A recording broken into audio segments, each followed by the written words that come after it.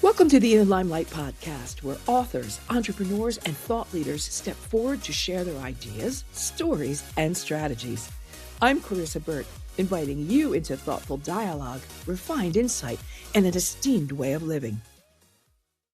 Hey everybody, it's Clarissa here. We are back in the Limelight, and today we've got Susan McKeown. Is it McKeown?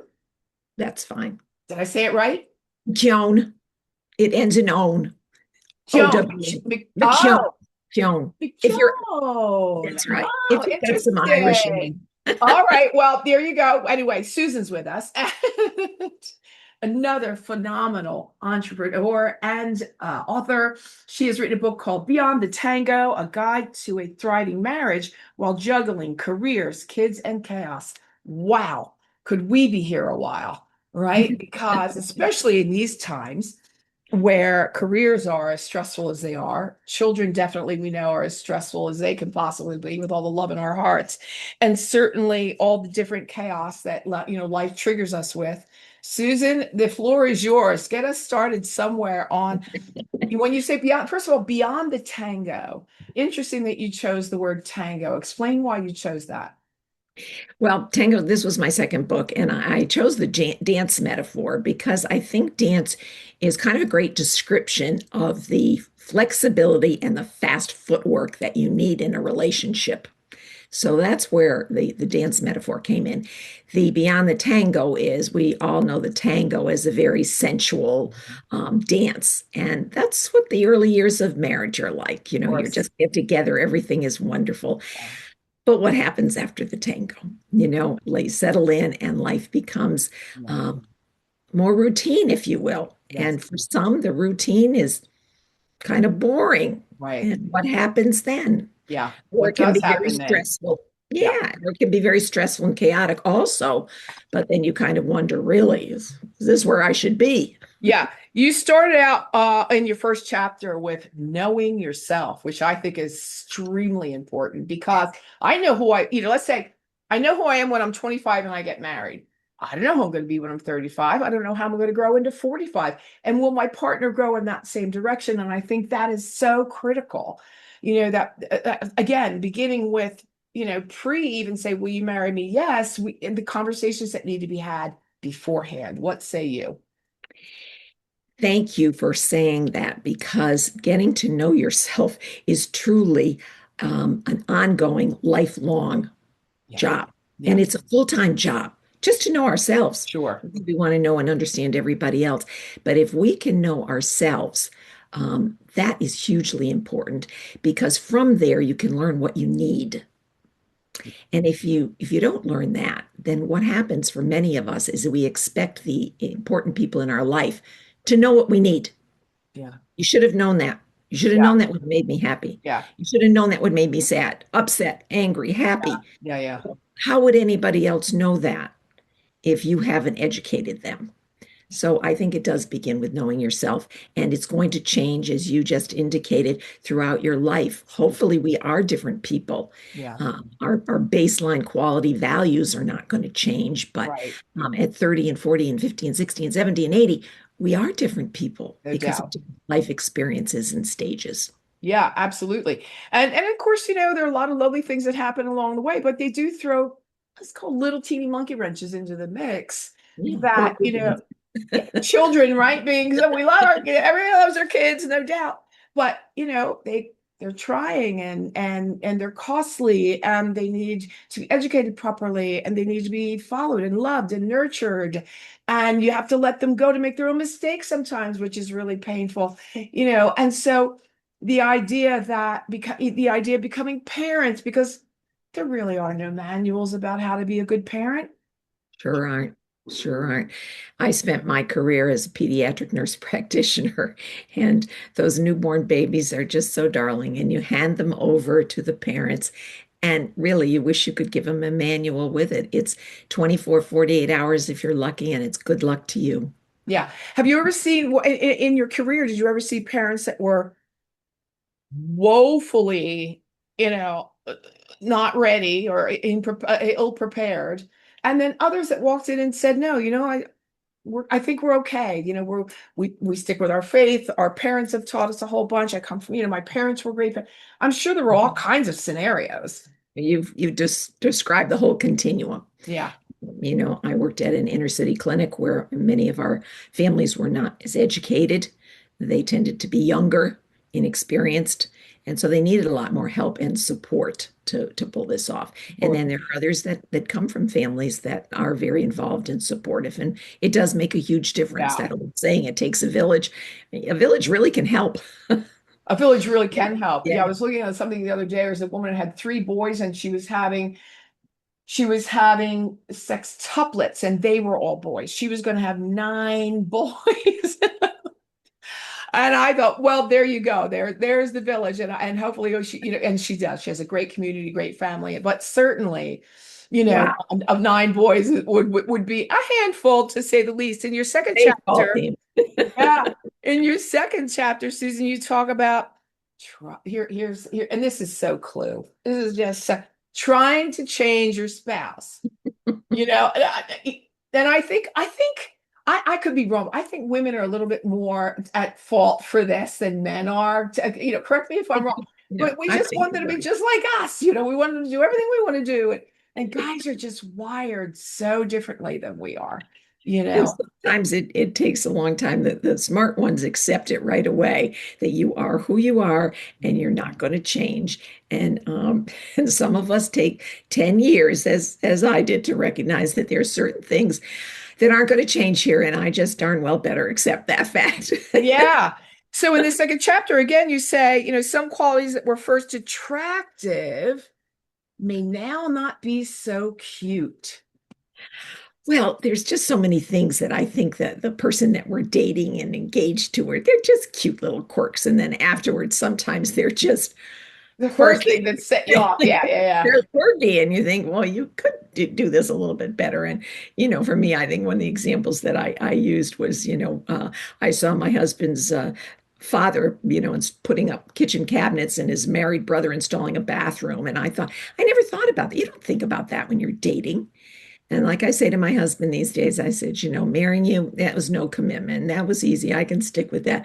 But buying a house with you, that was a commitment. Maintenance, Yeah. it took me 10 years to realize, do it yourself or call somebody. Yeah. Yeah, do it yourself. I'm a big believer in do it yourself, but every once in a while, I've got something going on in the back room. I was putting together like an IKEA piece. Yeah. And I Yeah. can get to a certain point, but then you need team lift. So I've That's called right. on my neighbor next door, Angie. She's going to be coming over and helping me tomorrow morning. Set up a team. You That's only it. do so Name much. of You the need a little game. team lift at a certain point. Your third chapter, you talk about guarding against indifference and avoiding this relationship killer. To what do you refer? Oh, I think indifference is the relationship killer. Gottman was the guru of marriage, calls it contempt. And I think we're really talking about the same things. I've always felt that indifference is, you know what? I don't care. I don't, I don't Yeah. care about this issue. Yeah. I don't care about you. Right. I don't really care about this marriage. And no, I'm not going to counseling. I don't care. That's indifference. Yeah. And you don't care enough to invest in something. Right. It's not gonna. And so what do you suggest when you say, as a guide to a thriving marriage, once indifference steps to play, what do you suggest? What are some of the, are there meetings, meetups? What do we do? Yeah. Well, I think you acknowledge it, that I'm in this and I'm committed to this, but I'm not hearing that you are. Do you really want to make this work? Mm-hmm. And I think that's an important answer. And if they really are truly dug into saying, I don't want this to work, I'm really out of here. It's hard to make counseling work when you go in with an attitude like that. Mm-hmm. So my whole thrust in writing the book, Clarissa, was prevention, is preventing that point of divorce. Getting to that point. Yeah. Point of indifference happening. Yeah. That you care enough to fight. Fighting, people worried, oh my God, we had such a bad argument. Yeah. Arguing is not bad, okay? Right. As long as it's not ugly and destructive. Right. It's bad. It's a normal human thing. But how you do it and the fact that you can get beyond that, it shows that you've got enough passion in there to fight for this. Right. Right. So what are some of the things we need to do before we get to indifference? When, there got to be some red flags, some signals along the way, it's feeling a little wonky, a little off.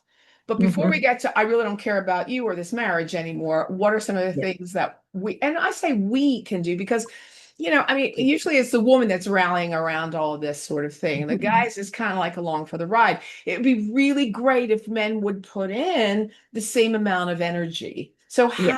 how do we work on that a little bit?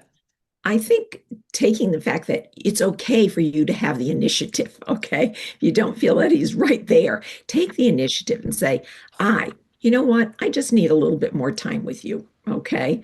And one of the things I talk about, and I think it's one of the strongest points I try to make, is having the connection time, 20 minutes every day. Okay.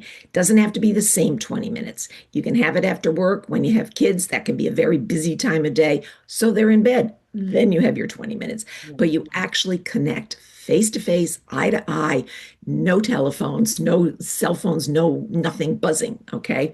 And it's, how are you? How was your day? Mhm. What's going on? Okay. This is also the time, yes, you can talk about the coworker that's making you angry, the long commute, the Yeah. frustrations, and how tired you are. It's a good time to just get it out there. But also, if there are irritations with your spouse, this is a time that you should talk about it. And that's why I say every day, because there will be little things. And if those little things aren't addressed, what happens is they build up. They build up, they build up, they build up. And if you don't address them, one day they explode Yeah. over some Yeah. unrelated topic because you haven't addressed them. So I think that 20 minutes is absolutely critical. And this takes time because married life is very busy. There's a book by David White that talks about three marriages. He talks about the marriage to yourself, the Oh, marriage to your that's work, beautiful. Yeah. Yeah. and the marriage in your relationship. But I'd add two more of those. I think we have a marriage with our children, and I think we have a marriage with our house. These are all things that take a tremendous amount of resources, Yeah. time, money, energy, Right. and they have to be addressed. And I'm afraid marriage often gets put on the bottom of the list, the Yeah. back burner, whatever you want to call it. Yeah. That we get to these other things. We take care of our job because that's where the paycheck is. Okay. Mhm. We try to take care of ourselves. I don't think we do a great job. Sure. We could Yeah. get at that Yeah. also. We take care of our children because we darn well better. They're there every day and it's demanding. And we take care of our home because that's our biggest investment, and we've got to keep up Yeah. with that. So the marriage, well, we're married, so we can get to that later. Later is right now. Yeah. Later is right Yeah. now. And we haven't even gotten to a little bit of a social life or a little bit of potential date night, or a little bit of self-care time, That's right. all the things, right? So That's there's, right. yeah, there's So a it's a lot going on. constant list of priorities. And this is tough. Where are the priorities right now? And those priorities can shift, but you better keep the top ones right up there and figure out how to fit them into your very busy schedule. What else Yeah. should get shelved right now for a little Yeah, while? so we're gonna still talking about your book again, Beyond the Tango, and it is a guide to thriving marriage while juggling kids' career and the chaos that comes along with it. We're talking about that. There are 38 chapters in your book, but I'm just getting to the fourth, and we're not going to get to all the chapters, obviously, in our short conversation. But this is really important. You are a proponent of counseling. You say counseling with confidentiality. Make this profession part of your team, not just a go-to when Absolutely. not just the go-to when we're in, deep end, but part of the team. Absolutely. And I say if you had a leaky pipe today, I bet you could look in your phone and you've got your plumber to call. And an outlet that's not working, you got an electrician, a toothache, you got a dentist, a headache that won't go away, you got the PCP, the primary care to call. Okay, you've got people in your life. Are you seeing them all the time? The car mechanic? No, but you know who to call when the car is skipping. You know when things aren't right, who to call. And I say, who's your person? That when this stress now, it's not just a bad week, it's kind of turning into second month and we're not clicking here. Things aren't going well, or I've got a lot on my mind and I know it's affecting us. So what are we going to do? Mhm. Who's that person? Now, some of us will say, oh, I have a good friend and everything. I think that's wonderful. We should all have good friends, okay? But keep in mind two things. Most of the time, that good friend is not a professional. And Yeah. second of all, that good friend is not objective. Okay. They're going to listen to you. I think you need a person that's professionally trained, that is objective, that will listen to both sides of it. And Right. they don't really give you advice. If you go to a counselor, you'll find what they do is they pull things out of you. Yeah. Okay. They make you think deeper. Right. And that's what's so important. I have been blessed to have the same counselor for 29 years. How Wow. lucky am I? How Yeah, lucky? no, exactly. That's awesome. And, do I see her all the time? No, I may go months without seeing her. But there are sometimes you might need to see him every week for about 3 weeks Sure. and get this thing settled down. Right, Okay. right, right, You right. can go 3 months, 6 months, Yeah, that's great advice, actually. not the Yeah. person. I just think that's a critical part of it. And if your spouse won't go, better one than none. Right. Okay. And what do you think about time away or separate vacations? Oh, you're talking about separate vacations from each other. Yes. I think you need space, okay, for sure, space. And with some couples, your interests and your hobbies are very different. So there may be a camp, a music camp that you would just love to go to because you're a pianist or a flautist or something and you want to go to it.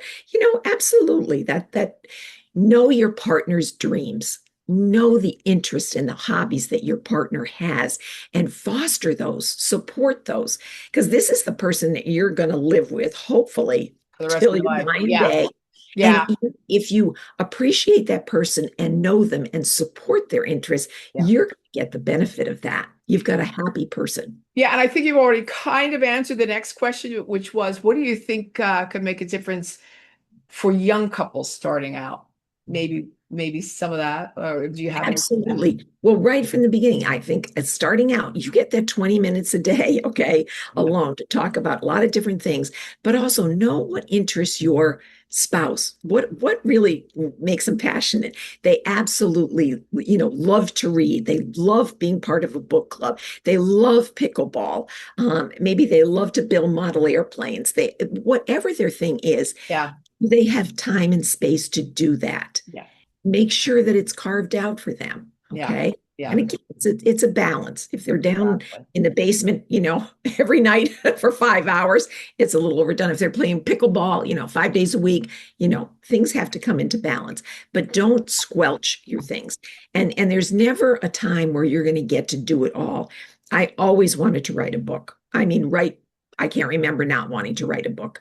And I announced that to my husband on our wedding night. He says, "Oh my God, Susan, who says that on their wedding night? You want to write a book about marriage?" I go, "Well, it's because I'm so looking forward to it. I'm so excited about it." Oh, Well, God bless him. He's 2 weeks after the honeymoon, he came home with a journal. He goes, "Here, start writing." And I never had time to write a book. We had 4 children. But what he did give me was the time to go to a writing class once in a while that came up in a local group and to just be part of a writing group and things that fostered that, even though it wasn't until after I retired and the kids were grown that I could sure. focus on that. No So doubt. keep the dream alive. Know what your spouse's interests and passions are and keep them alive. Awesome. All right, we'll be talking to Susan McKeown. Forget Perfect. my day. Beyond the Tango, again, everybody, it is a guide to a thriving marriage while juggling your kids, a career, and that all the chaos we know that life could bring. I ask one last question of our guests. First of all, where can we find the book? You can find the book, like everyone tells you, on Amazon, but you can Amazon. ask for it in any bookstore because it has its number and they can look it up and Very get good. it for you. Very good. And my website as well, which is Beyond the First Dance. That was the name of my first Right. book. BeyondTheFirstDance.com is my website. Wonderful. This is the question that I ask. It is the last one, and you cannot answer with my marriage, and you cannot answer with my children. All right, you ready? Oh, All okay. right. In your lifetime up until now, what would you say has been your crowning moment? Well, since I can't answer those other two, I would say it was the day that my book arrived from the publisher, because it was such a long, Process festering dream in my head. And, that it actually, wow, I opened it up and of an there it was. author. I really did it. I really did it. So I was very proud and appreciative of being able to do that. Awesome. Well, we appreciate you for being here with us today and giving us all these fabulous golden nuggets for a happy marriage and how to stay together. I really like the idea of having that, having the counselor or the in your back pocket, whenever you need it, don't wait until it's too late. All right, Susan, thank you again so much, and be well until we speak again. Bye-bye now. Bye. Thanks for listening to this episode of the In the Limelight podcast, intelligent media for the savvy entrepreneur. You'll find my video interviews on YouTube and ClarissaBurt.com, and the audio version of the interviews you can get wherever you get your podcasts. Don't forget to connect with me on social pretty much anywhere, and do stay well until we meet again in the Limelight.